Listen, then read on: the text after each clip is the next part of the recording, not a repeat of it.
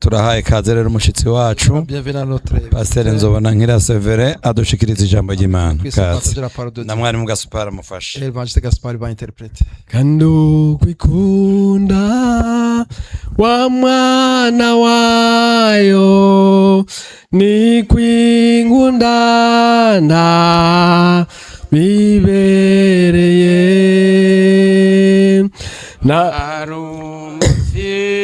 umugarariji mazima Yesu wambambirwe muboya curi shija maraso nziyuko nanje ndimo nzoraniri murwo rukundo karwa mama zeose begurukundo rw'Imana yacu bogereranywa niki mwijuru no mwisindi basiba kwama baruririmba. Umwami wacu Yesu Kristo nashimwe. Et notre Seigneur Jésus-Christ soit loué. Ndasubiye kubaramutsa ubugira kandi mwese mu izina rya Yesu umwami n'umukiza wacu.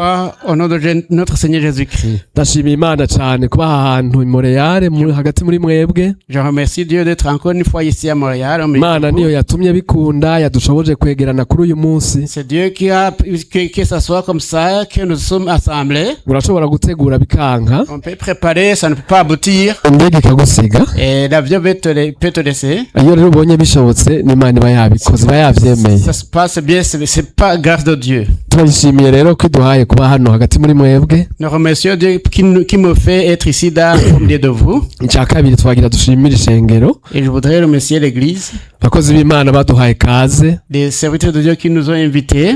Kugira ngo tubane namwe. Pour que je sois avec vous. Bagize neza cyane Imana ibaha umugisha. Ils ont bien fait, que Dieu les bénisse. Icya kabiri gatatu turabashimira na mwebwe. Troisièmement, je vous remercie vous aussi. Kuko mwabaturungikiye bakaza kuturamutsa. Parce que vous les avez envoyés venir nous visiter. Aha tuba kure yanyu gato n'amasaha 5 canke atanu arimwo. Nous sommes un peu loin de vous, ça fait 5 heures. Hanyuma rero mwarabarekuye baraza kutubona aho turi. Et Dieu les a abantu baba barungitse mwe mwabarungitse. Vous les avez envoyés pour qu'ils puissent venir chez nous. Bacha baraza rero kandi twaranezerewe tugira ibihe vyiza nabo. Et ils sont venus et nous avons eu de bons moments avec eux. Ibishenge biranezerwa cyane kubabona. L'église s'est réjouie d'être avec eux. Comme tubabwira tuti turafise abavukanyi biwacu bakama barindiriye bababonye baranezerewe rero. La sœur disait que nous avons des frères à nous et ils les attendaient et quand ils les ont vus, ils ont été dans la joie. Kandi bavuze ngo tubaramutse. Et nous ont dit que faut que je vous salue. Ngo barabakumbuye muragaruka murakumbura ico yabonye. Ils ont besoin encore de vous revoir. Uzohavugaruka? Et nous allons envoyer d'autres pour qu'ils puissent voir nos amis là aussi. Sawa. Murakoze.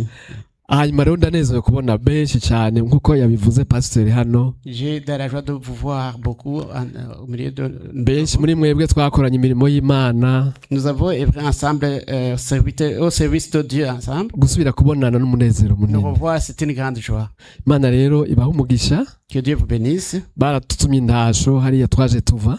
Ils nous ont transmis des salutations là où je suis venu. Yavuze ko tufize ibikorwa turiko turakora biriyo bitari bike. Nous avons des œuvres qu'on est en train d'accomplir, il y en a beaucoup. Imana yagiye idufasha no kugenda Imana idushoboza gukora gushiraho n'ahandi ibikorwa vy'Imana. Dieu nous a permis d'extendre les places et mettre beaucoup de places. turafise ishami aha i London muri Ontario. Nous avons une branche à London, à Ontario. Turafise irindi muri Winnipeg. Nous avons une autre à Winnipeg. Turafise irindi muri Saskatchewan. Nous avons une autre à Saskatchewan. Hari n'irindi tugomba kuzoja gutanguza Halifax. Et il y a une autre qu'on va commencer à Halifax.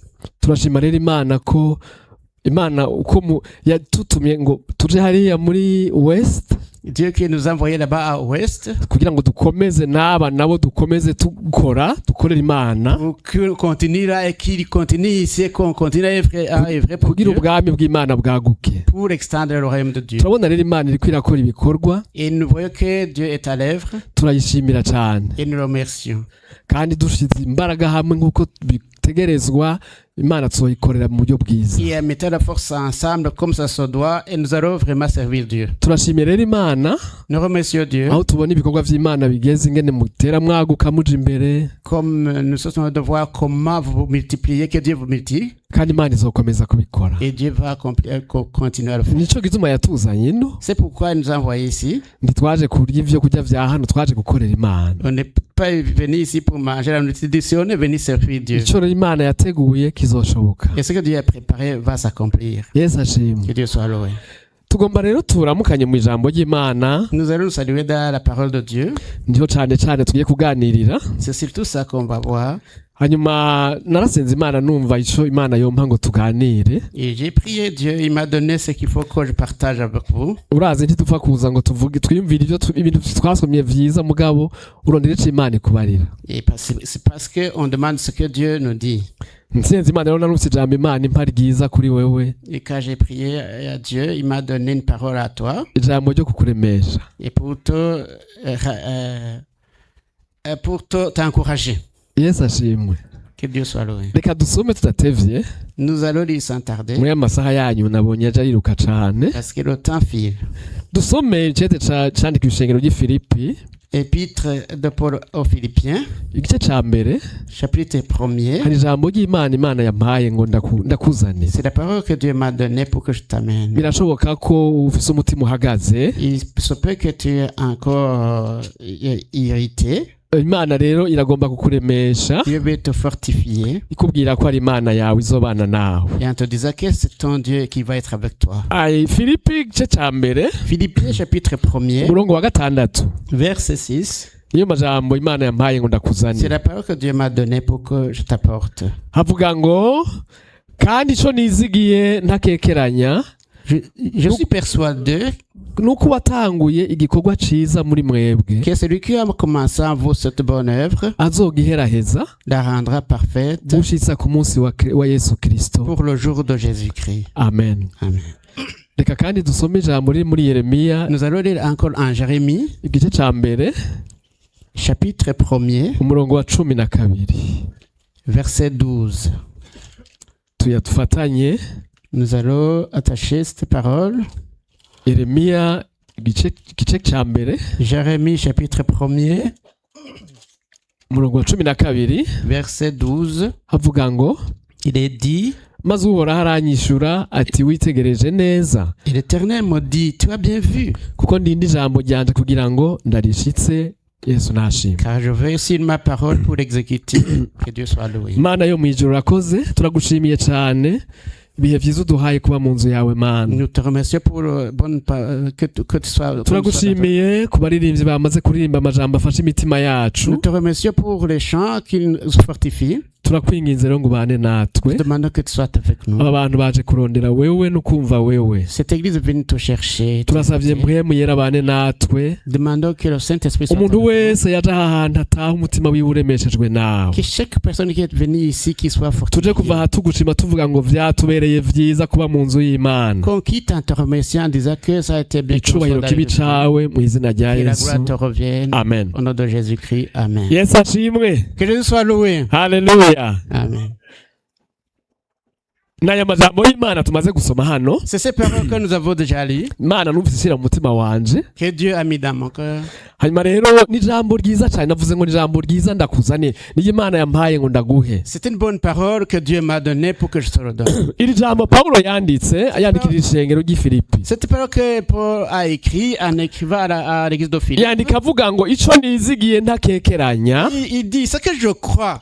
Nuko watanguye igikorwa ciza muri mwebwe. C'est lui qui a commencé la bonne œuvre en vous. Azogishishikara akakirangiza kugeza ku munsi wa Yesu Il Kristo. va le continuer et l'accomplir jusqu'à l'avènement de notre Seigneur Jésus-Christ. Yesu acimwe. Que Jésus soit loué. Uwatanguje igikorwa ciza mu mutima wawe. Lui qui a commencé la bonne œuvre dans ton cœur. Uyo no kwizigirwa. C'est lui est digne de confiance. Azogishigikira. Il va le soutenir. Azogikomeza. Il va le fortifier. Azogisozera. Il va l'accomplir. Haleluya. Amen. Niko ijambo ry'Imana rikubariye aka kanya. C'est comme ça que te dit la parole de Dieu en ce moment. Aya majambo Paulo yanditse ari mu ibohero i Roma. Ces paroles, Paul a écrit quand il était en prison à Urabona ari Rome. muri prison. Mu bisanzwe arihebura. Celui qui est normalement en prison, il est découragé. Kabona ati kadoza kanje karahagaze. Il dit que mon avenir s'arrête. Imigambi yanje Mes irahagaze. plans sont arrêtés Kuko aba ahantu habi. parce qu'il vit des moments très Ariko nawe difficiles. Paulo ivyo ariko aravuga hano. Mais quand il voit ce que Paul Avuga écrit, ibinyuranye na situation arimwo. il dit ce qui est contraire à sa situation. Avuga ngo ico nizi yandikira ishengero ry'i Filipi. Il écrit à l'église de Philippe. Ababwira ngo ico nizigi iri shengero ry'i Filipi ni ryarindi ryavuka mu buryo bugoye cyane. L'église de Philippe, c'est une église qui est née dans des circonstances très difficiles. Haba intambara zikomeye. Il y avait beaucoup de combats. Ni hahandi Paulo ariko aravuga ubutumwa ishengero rikora rishyiraho yafashwe bakamutwara mu ibohero be na Sila. C'est quand il est allé commencer, il a été pris avec Silas en prison. Babatwara muri prison. Ils ont apporté en prison. Barakubita. Ils ont été battus. Kugezaho amaraso ava muri bo. Jusqu'à l'effusion du sang même. Mugabo bageze mu ijoro kubwo Imana bafise bazi bakorera. Mais pendant la nuit, parce qu'ils savaient le Dieu qu'ils servaient, ntibacibwa intege n'ivyo bacamwo. ils n'ont pas été découragés par ce qu'ils se Ngo constatent. baca bashyirako bararirimba. Mais ils chantaient. Haleluya. Amen. Bararirimba ngo imbohe zindi zirabumva bariko bararirimba bahimbaza Imana. Bacejeta amaraso. Ils ont chanté, les autres détenus les ont entendus. Pourquoi? Pourtant, ils coulaient, le sang coulait. Abantu barizera mwe bagabo. Et ces gens, ils croyaient vraiment. Uno munsi wakantu gato karagukoma. Une chose aujourd'hui te touche. Ibibazo ngo mbere sitogaruka. Tu as des problèmes, tu dis, je ne reviendrai même pas. Ariko aba bariko barava amaraso baviriranya baboshe bashira ku indirimbo. Mais ils coulaient du sang et bari bazi Imana bakiriye. Ils connaissaient Dieu qu'ils avaient reçu. Ntibacibwa intege n'amarukuba n'amarushwa. Ils n'étaient pas découragés par les problèmes qu'ils enduraient. Kuko bari bazi uwo bizeye uwo. Parce qu'ils savaient à qui ils ont. Ngo bashirako bararirimba. Et ils ont continué à chanter. Hanyuma rero aho gucika intege ibibazo bibateye ibibazo byabatera ahubwo kwagura ubutumwa aho muri iryo joro nyene. Au lieu d'être découragés, ils se fortifiaient par les problèmes qu'ils enduraient. Bariko bararirimba ngo inzugi z'ibohero ziranyiganyiga. Dans cette nuit quand chantait, les portes se sont ébranlées. Umusirikare abacunze acarakizwa. Murazi ngene vyagenze ndiko ndanyarutsa arakizwa. Et le soldat qui regardait, il a été sauvé, vous le savez. N'umuryango we ngo barabatizwa. Et sa famille, ils ont été baptisés. Burya amagorwa ahubwo atuma Imana imenyekana. Le problème, c'est quand Dieu se fait connaître. Ryari isengero rero riri mu bibazo riri mu ntambara nyinshi. L'église qui a des difficultés, niryo yandikiye ngo bene data. C'est à elle qu'il a écrit aux frères. Bene data. Aux frères. Naho muri mu magorwa. Même si vous êtes dans des difficultés, ndabizi ko je sais que uwatanguje igikorwa ciza hagati muri mwe. C'est lui qui a commencé la bonne œuvre au milieu de vous. Ce n'est pas une personne. Azogishigikira. Il va le soutenir. Azogikomeza. Il va le fortifier. Kugeza no kugaruka kwa Yesu. Jusqu'à son avènement. Agifulfillinge neza kirangire mu kwateguye. Qu'il accomplisse parce qu'il a commencé. Yesu ashimwe. Que Dieu soit loué. Ngije Imana yampaye ngo ndakuzana. C'est la parole que Dieu m'a donnée pour t'amener. Arahuja mu bibazo. Des fois tu as des difficultés. Ugacika intege. Tu sois découragé. Ukamenga birazo mbere ukamenga wo bivamwo. Et que tu tu vois que c'est fini et que tu peux même abandonner. hari uwatangwe igikorwa muri wewe. Mais il y a celui qui a commencé la bonne œuvre. Uyo rero arakomeye. Il est très fort. Uyo azogikomeza ntacika intege. Bibiri twasomye ngo ashigikira ijambo ryiwe akarikurikirana kugeza arishitse ico yavuze. La parole de Dieu a dit qu'il continue, qu'il soutient son œuvre jusqu'à ce qu'il accomplit ce qu'il a commencé. Yesu ashimwe. Que Dieu soit loué. Aya majambo rero Cette parole, nagomba ndayagusobanurire bukebuke. je voulais te l'expliquer un peu. Imana ingene ikora ibikorwa. Comme Dieu fait son œuvre, Jewe narize ibintu byo gutegura amaproje. moi j'ai étudié la planification des projets. Ivyo rero ingene twebwe batwigisha gukora amaproje.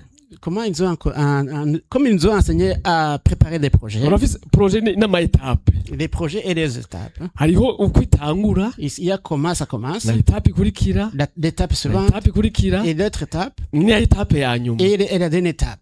Muriko muranyumva? Est-ce que vous entendez? Uko niko abantu dutegura proje. C'est comme ça que les hommes préparent les Ariko projets. Imana zikwitegura. Mais c'est pas comme ça que Dieu prépare les projets. Imana ifise proje, Si Dieu a un projet, irabanza ikagenda igashiraho iherezo rya proje. il commence à mettre la fin du projet. Kubitaho iherezo. Il met la fin. Igaca igaruka rero hariya ku ntango. Il revient au début. Shiraho étape ya mbere. Il met la première étape. Mugabo iherezo ririho. Mais la fin, il est déjà là. Muriko muravyumva? Cya kabiri. Deuxième. Ariko iherezo riba ari sure. Mais la fin est sûre, elle est là. Uko niko Imana ikora. C'est comme ça que Dieu est. Niko no muri twebwe yadukoreye. C'est comme ça qu'il a même fait pour nous. Igikorwa yatanguye muri twebwe. L'œuvre qu'il a commencé à nous. Wowe ubibona uri hagati. Toi, tu le vois étant au Ariko milieu. Imana ibibona vyaraheze. Mais Dieu voit la fin. Ya iherezo ririho. La fin est déjà. Ni ijambo l'Imana ivuga ngo C'est cette parole que Dieu dit. uwatanguje igikorwa. C'est lui qui a cyiza. commencé la bonne œuvre. Muri wewe En toi, azogikomeza. il va le continuer. N'iherezo arari nta avuga ngo humura. Il te dit, fortifie-toi. Ntukagire ubwoba. Que tu n'aies pas peur. Imifundo ubona C'est ikwereka umenga ntibishoboka, vague que tu vois ikakwereka umenga et que ntibikunda. tu vois que c'est impossible. Mubwira uti yararangije iherezo ririho. Dieu est qu'il a Haleluya! fait Yararangije! terminé. Wihora ubusa shetani. Waraneshejwe.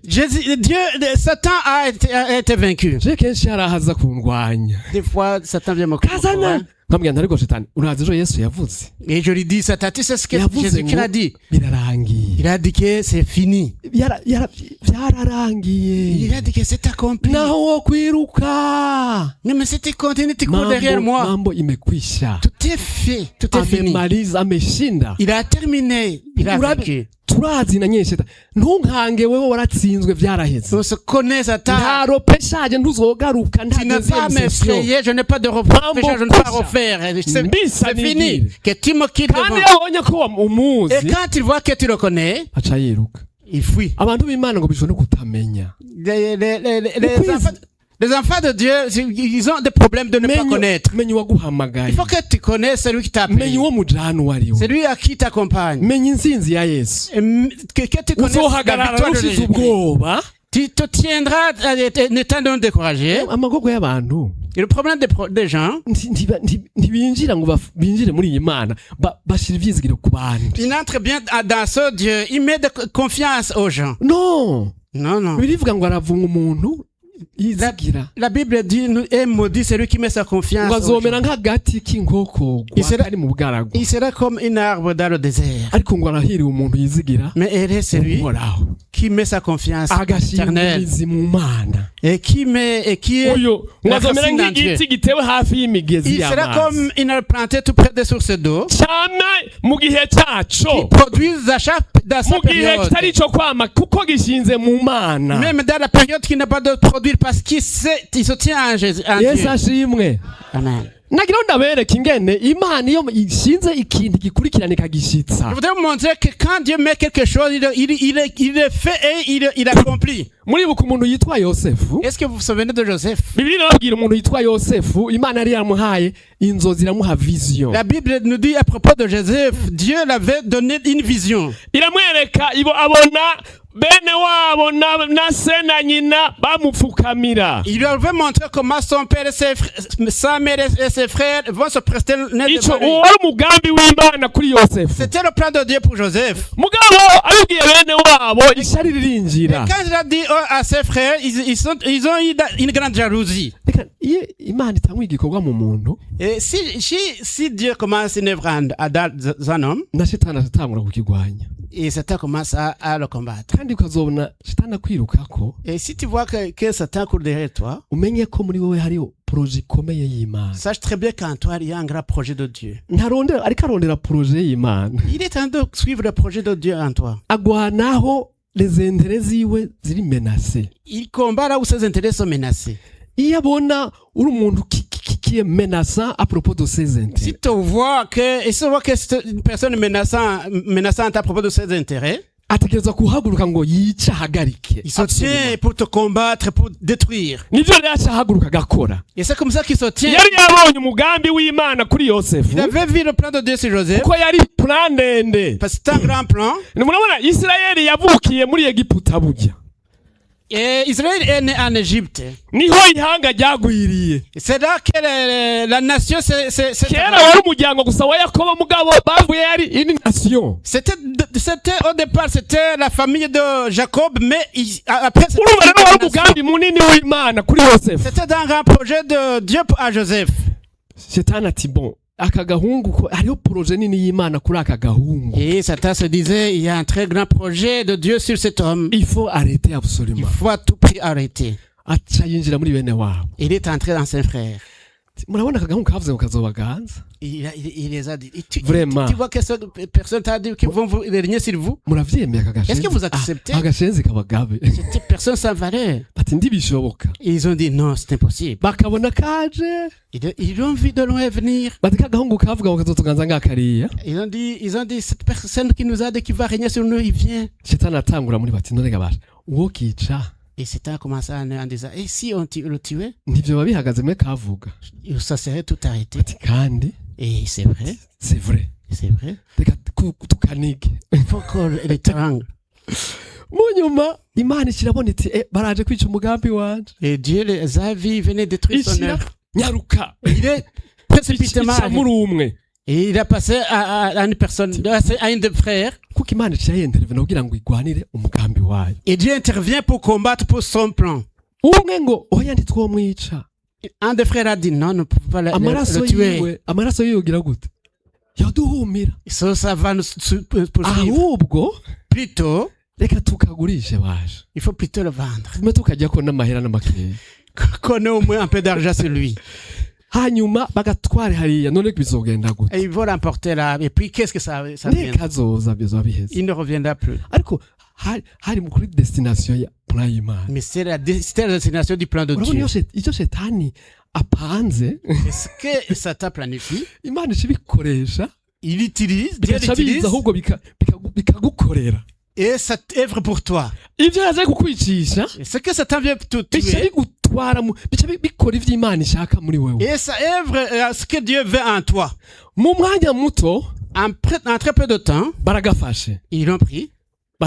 Bagata mu kinoko. Ils l'ont jeté dans un trou. Bagira ngo birarangiye. Ils croyaient que c'était fini. Ariko isezerano ry'Imana nta uri hamba ngo. Mais la promesse de Dieu, personne ne peut l'ensevelir. Nta uri hamba rirazuka. Et même si tu l'ensevelis, ça se fait ressusciter. Mu mwanya baca bakazuka kava muri cya kinoko. En un clin d'œil, il est ressuscité dans ce muri Egiputa. En Égypte. Ngo kagere yo kwa Potifari murabizi. Quand il est arrivé chez Potifar, vous le savez. Kaja muri slavery kuba kaja. Il a été esclave. Kagenda gukorera Potifari. Il est allé travailler pour Potifar. Satan a dit même maintenant. Karacariho. Oh, il vit encore. Reka mpanga uwundi mugambi. Il faut que je planifie autre chose pour lui. Kandi cotuma kazimangana. Et ce qui peut le détruire. Nuko nogateranya n'Imana yako. Il faut que je trouve un problème entre lui et son Dieu. Reka ndababwira. Nta kintu gishobora kugukura mu maboko y'Imana atari wewe wenyene. Rien ne peut t'arracher des mains de Dieu à moins que ce soit toi-même. You are able to take out yourself from the hands of God. Toi-même tu peux te retirer des mains de Dieu. Wewe wenyene. Toi seul. atari wewe wikuyeyo shetani nta bushobozi Si agufise ce n'est pas toi, Satan ne peut pas te kandi shetani yarabizi dans les mains de Dieu. shetani Et yarabizi Satan le savait. aca aravuga ati reka ndakakwegere mu vyaha Et plutôt il a dit il faut que je l'emporte dans les péchés. mwazi ngene yaciye kwa muka Potifari Il a passé de la dame de Potiphar inabujaga yemwe et sa maîtresse. mugabo kari kazi ngo ishobora kunyica kiva muri jewe nyene Et lui il savait ce qui peut me tuer, me détruire, ça proviendrait de moi-même. kitavuye iwanje ntaco nshobora Si ça ne se provient pas de moi, c'est impossible. kaca karavuga ati mabuja Oh, il a dit ma maîtresse. kaca kabona atariho shetani aranshoboye Il a vu que Satan Maman. m'approche. databuja nta kintu yanyimye muri iyi Il a nzu dit ma maîtresse, mon maître n'a rien gardé pour toi. yose Il yarabinyizigiye m'a tout donné, sauf toi sauf toi. T'as dit ouais. kandi Et puis, n'imana data wo mu ijuru et mon Dieu du ciel, nta mwisirayeli w'ukuri yokora ivyo aucun Israël peut faire ça. umva De vérité. karadeturunye na ya pura yindi ya shetani Et il a détourné, essayé de tourner contre le plan de Dieu. umugabo gaca kandi kagwa mu wundi mutego gaca kaja mu ipurizo Mais il a une autre piège, il est tombé dans, mugabo mu ipurizo avuga en ati nje prison. mu ipurizo amaboko yanje yera Mais il a dit que j'aille en prison, mais mes mains. imana tuzojana Je serai avec Dieu. kandi imana yajanye nako Et Dieu était avec lui. muze musome neza akavuga ngo gaca kaba gakuru mu banyororo niko hajya muri purizo hariya abakuru b'abanyororo nyene Et il était un dirigeant des prisonniers. ahantu hose ikiganza c'imana cari kuri yose Chaque fois, la main de Dieu était sur Joseph. kagatege mu ipurizo karategeka murazi ngene vyagenze Et là, en prison, il dirigeait. avuye mu ipurizo mu mwanya murazi ndiko ndanyaruka kuba amasaha Et quand il est sorti de prison, je fais vite. mu mwanya mutoya En très peu de temps, murazi ngene vyagenze Vous savez comment ça s'est passé? ibintu kw'iherezo yosefu aja kurotora za nzozi kwa farawo et à la fin, il est allé donner les songes à Pharaon. iherezo aja hehe aja muri palace mugabo vyabwiye mu etape À la fin, il est allé dans le palais. Il met par étapes. ndibuka rero bene wabo igihe nasomye ijambo rivuga ngo yosefu abonye bene wabo bapfukamye Vous vous souvenez quand Joseph a vu ses frères se prosterner devant lui, za nzozi zica ziragaruka muri we ses rêves lui sont revenus. ikiragaruka ca gihe yarota abona bapfukamye Et il s'est souvenu quand il a eu des songes de voir qu'il this is the right time et il a dit que ça c'est le haleluya moment. nagira ndakubarire ngo icyo imana ivuze nta gishobora kugihindura atari wewe ubwawe Ce que Dieu a dit, rien ne peut le changer à moins que ce soit toi-même. aca arabibona ati yo Et il a vu. ewe mana uri kwizigirwa Et Dieu, tu es digne de confiance. vya bine narota ya myaka myinshi Ces songes que j'ai eu, ça fait très inyuma longtemps. y'aya makuba yose Après tous ces problèmes que j'ai endurés, birabaye et voilà, ça s'accomplit. yesu ashimwe Que Jésus soit loué. nimba ari imana itanguje igikorwa Si c'est Dieu qui commence l'œuvre muri wewe en toi, nagira ngo barire ngo ntuhagarike umutima je voulais te dire que tu ne t'y- kandi ibizokurwanya tu- tu- bizoba tu- tu- byinshi cyane et tu vas être combattu.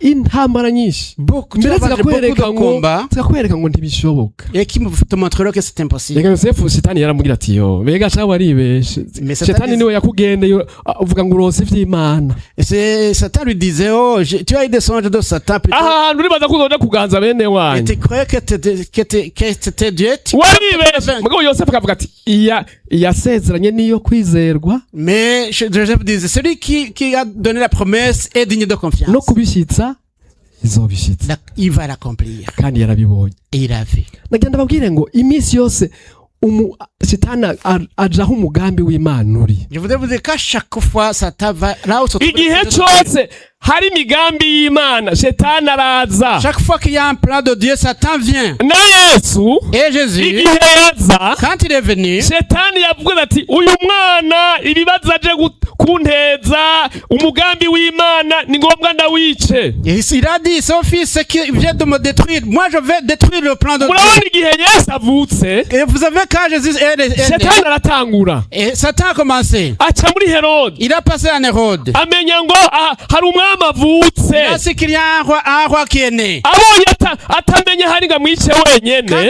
il a vu qu'il ne savait pas la place qui le tue, aca afata umugambi ngo abana bose b'imyaka gushika kuri ibiri nibapfe il a b'abahungu pris un pas pour tuer tous les hommes tous les enfants de Dieu. yariko agomba kwica umugambi Pour w'Imana. tuer le plan de Dieu. None yarawishoboye? Est-ce qu'il a pu? Reka ntibishoboka. C'est impossible. Marayika acaza mu ijoro kuri Yosefu ati fata umwana. L'ange est venu à Joseph. Irukanga aja muri Egiputa. Toi l'enfant va en Égypte. Herode agira abamare. Hérode va vous tuer. Aragenda abandi bana barapfa, Yesu ararokoka. Tous les autres enfants sont morts, mais Jésus n'a pas été. Aragaruka. Il est revenu. Atanguye kuvuga ijambo ry'Imana. Quand il commença à parler, à dire la parole de Opposition Dieu, irahaguruka. Opposition. l'opposition s'est levée. Abafarisayo barahaguruka. Les pharisiens se sont tenus devant. Baja inama. Ils sont mis ensemble. Amaze kuzura Lazaro, Et après avoir ressuscité Lazare, niho hajya inama yo kwica Yesu yabonetse. c'est quand ça a commencé Bagiye baja hamwe. le conseil de tuer Jésus-Christ. Ils se sont Abantu mis babonye ensemble. Lazaro azutse, Et quand ils ont vu Lazare ressuscité, bagiye bagira abafarisi bati murazi yo wa mugabo yakoze. et ils ont dit, tu sais, vous savez ce que cet homme a fait? Siba, yazuye Lazaro. Il a ressuscité Lazare. Abantu bose bamubonye ubu ni muzima ari muhira. Tout le monde l'a vu, il est chez lui. Ate Et genda murabe muhira ni yari. vous allez voir, il est chez lui. Ate Et bashobora kutumako inama y'abafarisayo. Le Sanhedrin. ils ont invité le Sanhédrin, Bati le conseil des pharisiens, uyu muntu rero et ils ont dit, cet homme, murabona ivyo ariko arakora. voici ce qu'ils sont en train de faire. Abantu bose bazomuhererako. Tous les hommes vont être derrière lui. Ni vyiza ko tumwica akaba injungu kandi bari muri province baraprovinsize. Il faut qu'il soit tué, qu'il soit en rançon, Akaba injungu y'igihugu cose. qu'il soit en rançon de tout le pays. Niho inama yavuye rero. C'est comme ça que s'est levé le conseil. Mugabo ntibabishoboye. Mais ils n'ont pas pu. Shetani aragerageza ati mo nta urupfu rusanzwe. Satan c'est qu'il ne meurt pas d'une mort normale. Naje ku musaraba. Qu'il soit pendu. Baragenda baramanika. Ils l'ont pendu. Shetani ati ndahejeje. Et Satan a dit, j'ai terminé. Uzosubira ryarisha. Et qu'est-ce que tu vas faire encore? Yo ariko nta uhamba isezerano. Mais personne ne peut ensevelir la promesse. 3 jours après. Imistatinyuma, Bacha bumva ngo Yesu yazutse ntari mu. ils ont entendu, il est ressuscité, il n'est plus dans la tombe. Maria agiye mu gitondo Marie, quand elle est allée le matin, asanga umuntu ari mu itongo. et il a vu une personne au dehors. Asanga imviri gusa nta uriyo. Il se peut que t'es vide, il n'y avait personne. Aja kubaza uri mu itongo ati mbwira aho wamushize Il nimba ari a demandé wewe. qui était dans le chat, demande, où est-ce que tu l'as Acha mis? muhamagara ngo Maria. Et il a appelé Marie. Acha yumva ijwi ni Yesu. Et il a entendu une voix Acha de Jésus. arakuka. Et il s'est levé. Acha kumufata ati eka ntungore ko sindaje Il était là kwa touché, il a dit, non, ne me touche pas parce que je suis pas encore chez mon père. genda ubwire bene data. Je vais le dire, va dire à mes frères. Yazutse ntari mu mva. Il est mon plus dans le sépulcre. Murahurira Galilaya. Vous allez vous rencontrer. Ku musozi yabarangiye. Là, c'est la montagne qui vous a dit. Haleluya. Amen. Ahubwo kuja kumubamba bituma rero agira victoire totale. Plutôt aller le prendre, il a eu la victoire totale. Yavuze ngo birarangiye. Il a dit ça n'est fait. Nukuvuga rero C'est-à-dire que, uko agerageza ahubwo abatuma ibintu vy'Imana bigenda neza. et Satan quand il essaie, c'est-à-dire que l'œuvre de Dieu continue. Yesu ashimwe. Que Dieu soit loué. Nagira ndakuremeshe Je veux te fortifier. ndakubwira ngo Te dire que, ukabona uri mu ntambara si tu vois tu es en train de combat, ntibikugire ngo hari abantu bagira ngo kubera iki ngo Shetani aranyanga il y yarakwanga a des gens nyene. qui disaient Satan m'aurait, il t'aurait effectivement. None ugomba mukundane. Mais tu voulais que tu sois aimé par Satan. Ngo je waranyanga. Moi, Satan Murabona m'aurait. iminsi yose. Et chaque fois, None ni vuri umusoda wa Yesu. est-ce que tu es soldat de Christ? Vraiment uravuga ngo Shetani arakwanga. Est-ce qu'il faut dire que Satan t'aurait? Nimba kwanga Si t'aurais, ijya ni preuve ko c'est une igituma. uri umuntu akomeye imbere y'Imana ufise ibintu vy'Imana. Que tu es fort, que tu es fort devant Dieu. Ivyo rero biguhagarika ahubwo C'est plutôt ce qui te ukomere t'irrite, hein? ukomere Que tu sois fortifié. ntugire ubwoba. N'aie pas peur. Yesu ashimwe. Qu'elle soit louée. Uri umuntu w'agaciro Imana ifise imigabo ikomeye mu bugingo bw'iwawe. Tu es une personne de valeur. Dieu a de grands Kandi plans pour Imana toi. izobikora izobishitsa. Et Dieu va le faire, va l'accomplir. Yesu ashimwe. Que je sois loué. Reka dusome ijambo hajya mu gitabo ca mbere c'Abikorindo. Lisons un premier épître aux Corinthiens, Igice ca 10 chapitre 10, umurongo wa 12 na 13. versets 12 et 13. ngomba abariho ndangiriza Je vais terminer par ici. ngoma ndaba amasaha ari Montreal murakaje ku masaha Je continue à voir les heures de Montréal. ahantu bava mutama wacu ndabizi isaha kandi ni vyiza cyane Là où se trouve notre révérend, il respecte les heures. kuba muri ibi bihugu ga nukumenya kuja ku isaha Et vivre dans ces pays, il faut respecter le temps. Imana imfashe nze kuvyubahiriza neza Que Dieu m'aide pour vraiment le faire. ngomba rero nsome 12 na 13 Versets 12 et 13. nuko rero wiyumvira ko ahagaze Et ainsi donc que celui qui croit être debout niyubare ntagwe prenne garde de toi. nta cabagerageje kitari ico umuntu yoshobora kwihanganira Aucune tentation ne vous est survenue qui n'ait été humaine. ariko Imana niyo kwizigirwa Et Dieu qui est fidèle ntizobakundira ko mugeragezwa n'ibiruta ivyo mushobora ne permettra pas que vous soyez tentés au-delà de vos forces. ariko hamwe n'ikibagerageza Mais avec la tentation, izobacira icanzo il préparait aussi le kugira ngo moyen mubone d'en ingene sortir mushobora kucihanganira avec que vous puissiez la supporter. Yesu ashimwe Qu'il soit loué. Yesu ashimwe Qu'il soit loué. muri aya masezerano y'Imana Dans ces promesses de Dieu, muri urugendo rwo kuja mw'ijuru dans ce voyage vers le ciel, ni ngombwa ngo duce mu bitugerageza nous devons endurer des problèmes.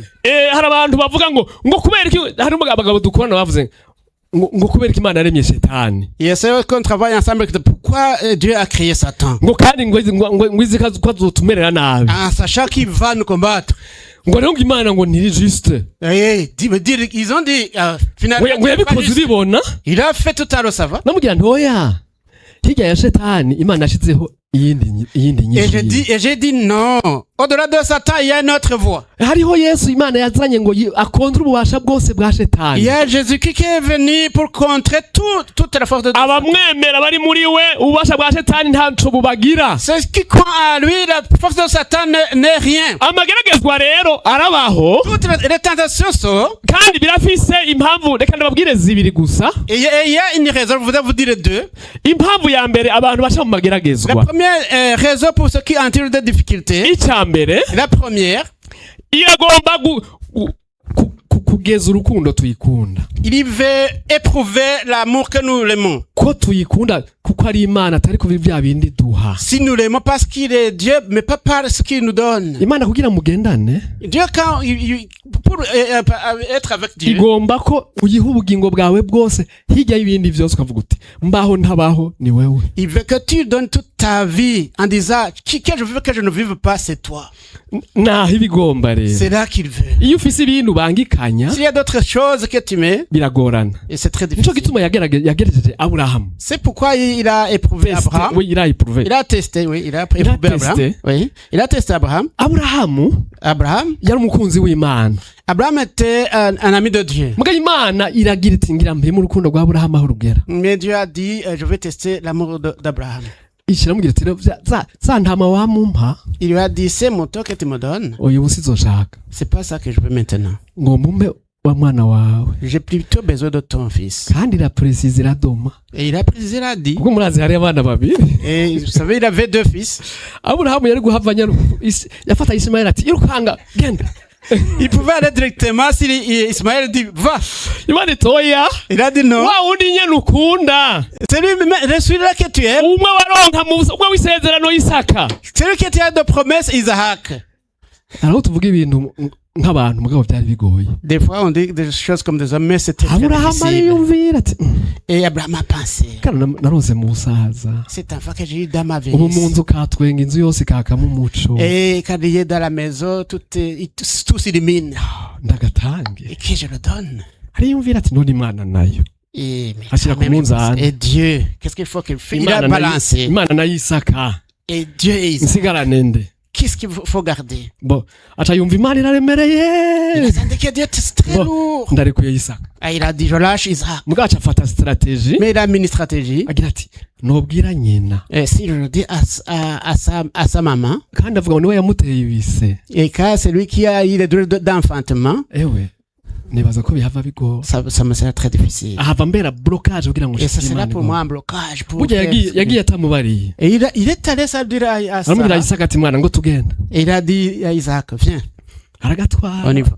geze ku musozi Moriya hejuru Et quand ils sont arrivés sur la montagne, le Isaka Mont Moriah, ati mbega ko nkwi zibona none kimaze kiri ati Imana iravyimenyera Isaac a demandé, comme je vois le bois, où Imana est le iramukurikiza sacrifice? amaso Imana irakureka ngo irabe uhitemo Et Dieu peut te laisser voir si tu peux iramukurikiza choisir. amaso Et Jésus-Christ, Dieu kugeza lui poursuivait yubaka igicaniro jusqu'à ce qu'il a construit l'autel. aragacakira Il arakaboha a pris, il a lié, agakubita ku il gicaniro a mis sur l'autel afata inkota et il a pris l'épée. Imana irabona iti vraiment Et Dieu a vu, c'est vrai, vraiment. determine Il est déterminé. ngateba Et si je tarde, izosi riragenda il va l'étrangler. afitiwe ati Aburahamu stop Il a dit Abraham, stop. nabonye ko nkunda J'ai vu que tu m'aimes. reka hengekiri kimaze Et voilà le sacrifice. ibigomba kuraba umutima w'umuntu Il veut voir ton cœur, le cœur de l'homme. mu mageragezwa iraraba igakurikira Dans les tentations, il suit et il voit.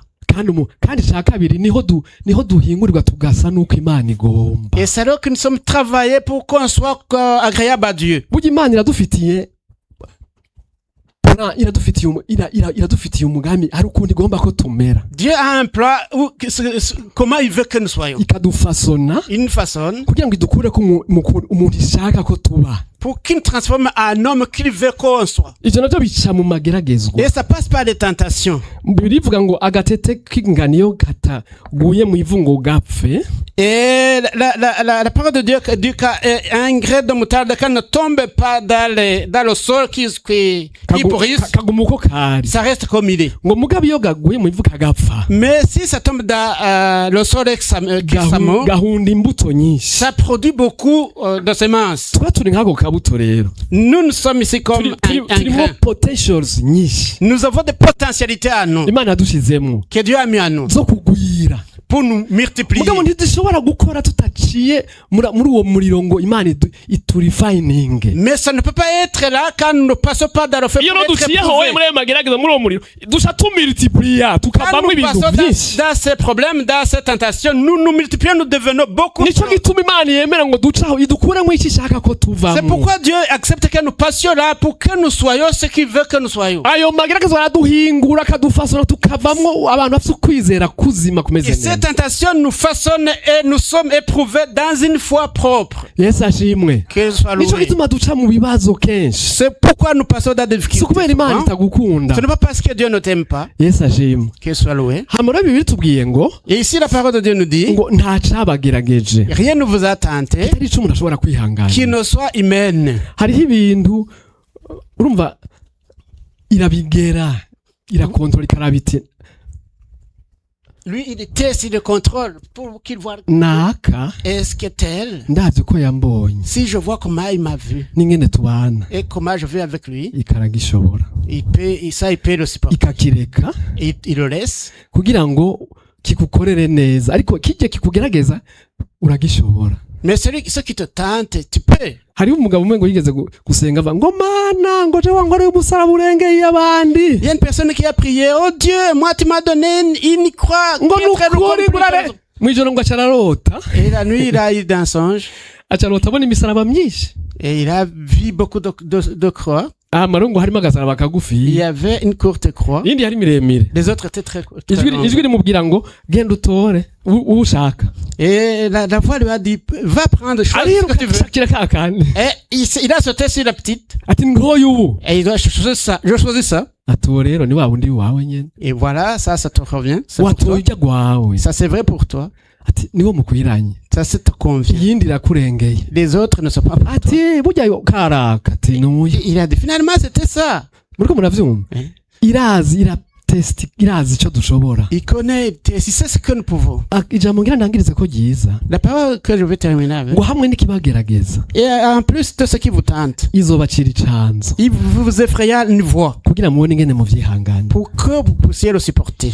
aha rero ndafise akantu ngira ndakubarire. Je voudrais vous dire quelque chose ici. hariho icanzo c'Imana. Il y a une voix de Dieu. urabona Il y a une brèche qui abahinga bakora indege et c'est les professionnels qui font l'avion. barafise indege amamoteur ordinaire ajya Izo- tubona Ils ont des moteurs lunaires que nous voyons. mugabo hari izindi moteur uko niko numvise bambari Et comment on m'a dit, il y a d'autres moteurs. imoteur bavuga ni backup engines. Backup ni kuvuga ngo ni moteur za sokuru. Et il y a des moteurs de secours. Izo moteur rero ziri plus puissant que zirya moteri ordinaire. Ces moteurs sont plus puissants que les moteurs ordinaires. Izo moteri rero ntizikora ntunamenya ko ziriyo. Quand ils sont là, tu ne sauras même pas qu'ils sont là. Zikora ryari iyo za moteri ordinaire vyanse. Quand est-ce qu'ils œuvrent? C'est quand les moteurs ordinaires ne fonctionnent plus. Moteri ya mbere ikazima. Et l'avion peut prendre l'altitude et le premier peut commencer à monter et que le premier moteur s'arrête. Ya kabiri kazima. Deuxième moteur s'arrête. Hanyuma rero Et le puis, système isha yareta les moteurs de secours. le système alerte les moteurs de secours. Indege igiye gukoroka za moteri ngo za zindi Et quand l'avion va tomber, les autres moteurs vont bigaca rubi vumbuka et ça tugana indege. se démarque et ça fait monter l'avion. Indege rero igaca isubira igafata altitude. Et l'avion continue, il prend l'altitude. Ubwo niko Imana yaturemye. C'est comme ça que Dieu nous a créés. Hariho vya bindi tubona tugendana ariko hari amamoteri de secours dufise. Il y a des choses ordinaires qu'on a, mais il y a des moteurs de secours aussi que nous avons. Iyo vyanse Et quand ça ne va pas, uza wumva rero za moteri hariya tu entendras ces moteurs-là, ils zigatangura vont commencer. buhoro. Hari aho umuntu agera ahantu kumva biranse. Et des fois, on arrive dans des circonstances que voit que ça ne va pas. Ukaja wumva rero moteri ya secours iraje kumva mwijuru haramanutse secours. Et tu entendras le moteur de secours venir. Tu entendras la nuit le moteur venir. Kumva amasezerano aravyutse. Tu entendras des promesses. Kumva indirimbo iramanutse. Les chants se réveillent. Ukumva ubugingo burasubiye gutotahara. La vie se rafraîchit. Ukaririmba. Tu chantes. Vya bintu vy'ibishakara vyari bikuboshe kumva birakorotse. Ces problèmes qui t'enveloppaient, ça tombe. Ugasanga ubaye umuntu musha. Iyo ni moteri de secours. Tu te retrouves en une nouvelle personne. Niko na Yesu vyagenze hari. C'est comme ça que ça a été pour Jésus. Getsemane. À Gethsemane. Ntimuzi ko moteri ordinaire zagiye Ça ne fait zikuzima. pas que les moteurs ordinaires se sont éteints. Zaragiye zirazima. Ils se sont éteints. Avuga ngo data. Il a dit, Père, Iki gikombe kigire gute?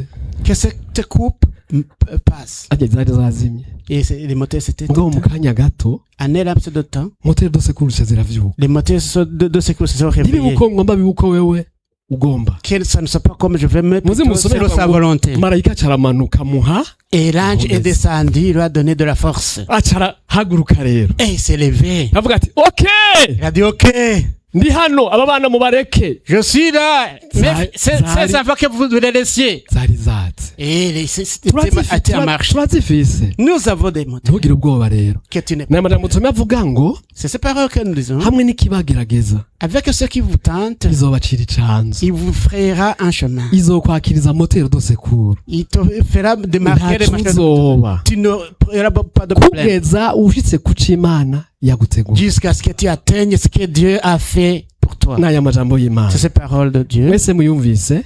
Tout ce que vous Imana entendez. ibahezagire. Que Dieu vous bénisse.